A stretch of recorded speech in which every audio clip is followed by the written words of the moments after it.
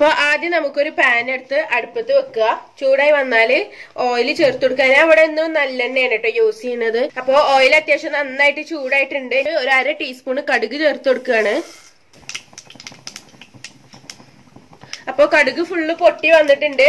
ഇനി ഞാൻ അതിലോട്ട് ഒരു ചെറിയ കഷ്ണം ഇഞ്ചി ഒന്ന് ചെറുതാക്കി കട്ട് ചെയ്തതും പിന്നെ ഒരു 5-6 വെളുത്തുള്ളി ഒന്ന് ചെറുതാക്കി കട്ട് ചെയ്തതും ഒരു പച്ചമുളകുമാണ് ചേർത്ത് കൊടുക്കുന്നത്.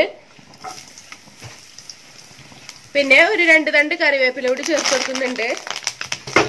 ഇതൊന്ന് 1 മിനിറ്റ് ഒന്ന് ഈ എണ്ണയിൽ തന്നെ ഒന്ന് കിടന്നിട്ട് ഫ്രൈ ചെയ്യുക. ഇനി ഞാൻ ഒരു 1/2 മുറി സവാള ഒന്ന് ക്യൂബ്സ് ആക്കി കട്ട് ചെയ്തത് ചേർത്ത് കൊടുക്കുകയാണ്. സവാള ഒന്ന് ജസ്റ്റ് വാട്ടിയെടുക്കുക. നന്നായിട്ട് വാടി വരുമൊന്നും വേണ്ട.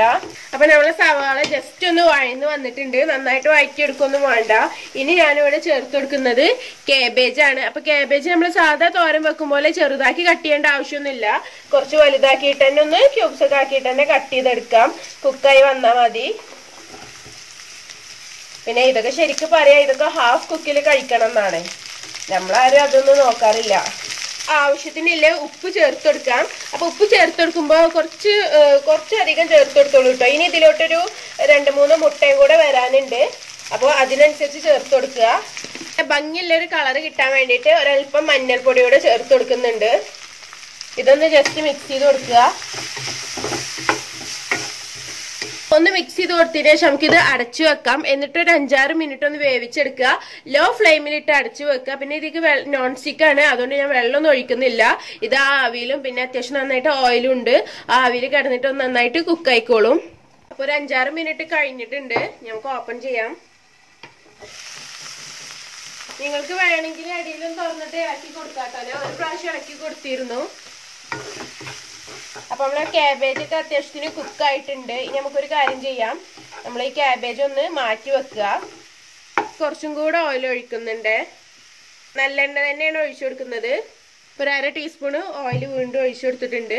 ഇനി ഞാൻ ഇതിലോട്ട് മുട്ട ചേർത്ത് കൊടുക്കുകയാണ്. ഇനി ഒന്ന് മീഡിയം ഫ്ലെയിമിലോട്ട് ആക്കുക. എന്നിട്ട് ഇതൊന്ന് ചിക്കി കൊടുക്കുക. ഏകദേശമൊക്കെ ആയിട്ടുണ്ട്. ഇനി ഞാൻ ക്യാബേജും മുട്ടയും കൂടെ മിക്സ് ചെയ്യാണ്.